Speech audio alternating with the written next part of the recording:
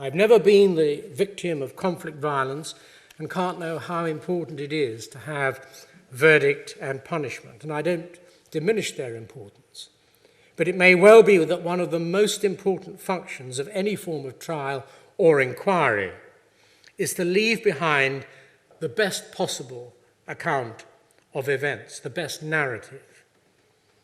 A belief that this can or should be done through any form of criminal trial was held by Hartley Shawcross. You may have seen the slide, I won't go back to it. A different view being taken by Hannah Arendt, who thought that the criminal process was just for the trial, nothing else. And of course, neither they nor Bertrand Russell, who established an informal tribunal for Vietnam, I think in the 1950s, had any experience with the World Wide Web. And let me tell you this, the citizen no longer has to show respect for the institutions if they fail to serve him or her well. And by way of recent example, an international group of diaspora Iranians created a Lord Russell-style tribunal to deal with massacres of Iranians during the 1980s, when over 20,000 political prisoners were killed. The tribunal's two-stage process leaves a record, or will leave a record, and will attempt to hold the Iranian Islamic regime accountable for its crimes. Internationally respected figures agreed to serve unpaid as commissioners and judges, and at modest cost, with Skype, unknown to Shawcross and all the others, 75 witnesses were heard from all around the world at a centre in London, and the report on their evidence, together with other crucial witnesses, will be heard by highly reputable pro bono judges in The Hague in October. And thus, to go back to where I started, this, for example, the Iranian conflict, is a conflict that the international community would never select.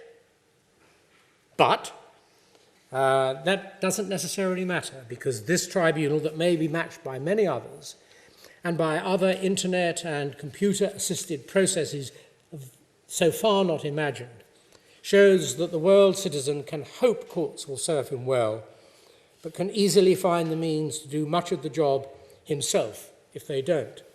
Courts, in particular the International Criminal Court, are more to be seen as part of larger projects, not so much as ends in themselves. This may encourage them to reality, to perform with less attention to political interests, to recognise that the courts that are genuinely respected are those that simply perform to a high quality without seeking to engage in politics along the way. It is these courts that have stimulated expectations for the future, and they can now benefit from the criticisms of them that exposure has created.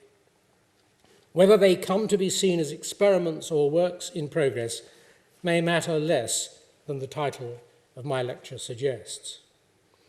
And we should all remember, particularly international courts and legal systems, that protest they will end impunity. Making crimes of murder or rape never ended murder or rape. May have reduced the number of times those events occurred. And deterrence is a great ambition, but it is quite possibly or probably the product of politicians, social science and many other parts of our open societies working hand in hand, sometimes with lawyers, and building on knowledge from wherever generated. These courts have added to knowledge immeasurably and may, properly deployed and when functioning at their best, increase the prospects of a reduction in future conflicts.